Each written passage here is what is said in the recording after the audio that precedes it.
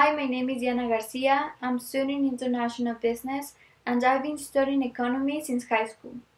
I found it very interesting and that is why I chose this topic.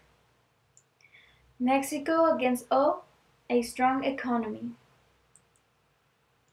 How many times have you heard? In Mexico, there's poor corruption. People are lazy, there are drug dealers everywhere, the city is very dirty, people have no manners, and I might get kidnapped someday. And then we use this famous phrase. But the saddest part of all is that those things that we hear them from Mexicans. And what happened is that we believe in all those things and then we create a wrong perception of the country. What we didn't know is that Mexico is a country that reflects something completely different to other countries. So that is why today I'm going to let you know that Mexico is known for being a strong economy for three reasons. It has an stable economy. It has the potential to compete with even stronger economies and the foreign investment. And by telling you all this, I would like to change this negative perception that you might have of the country. First, let's start by describing the situation in which Mexico is today. Mexico is an emerging market, which is considered to be a transition to become a developed market like United States, Canada, UK, Germany, and most people will think Mexico like United States. According to UK Trade and Investment, Mexico is the largest trading nation in Latin America and is in the top 15 economies. And did you know that Mexico has free trade agreements with more countries than any other country in the world? And you might be thinking, so what? But it's very simple. As simple as you live, as you live. You can use a laptop you have in front of you. You can use a cell phone in class and make teachers go crazy because of these international relations. If not, imagine yourself without an iPhone or a BlackBerry, without Coca-Cola, Subway, Nike. And maybe we shouldn't be taking this class. But what makes Mexico so special? First, a stable economy. Mexico is a country with potential and stable economy. This according to UK Trade and Investment, and they predict that Mexico's economy will be in the seventh largest economies for 2050. And you might be counting and that's about 40 years more, and that's a very long time. But what it really means is that Mexico will be continuing growing and we are going to get the benefits from that. The second thing that makes Mexico a strong economy is that it has the potential to compete with even stronger economies. Have you ever heard about the BRICS? If not, don't worry.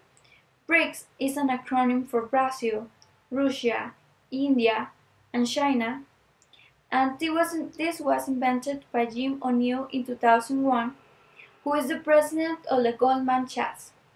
And he said that these four countries were going to be the largest economies for 2050. But 11 years later, today, he invented a new acronym, MIST. And guess who is in this new acronym? MIST is for Mexico, Indonesia, South Korea, and Turkey. As you can see, Mexico is not seen as an undeveloped country as we think, and instead, the world sees Mexico as a competitive country. The last thing that makes Mexico a strong economy is the foreign investment.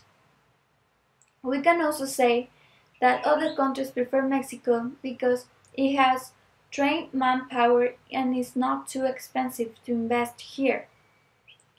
When another country invests in another country, it's called foreign investment.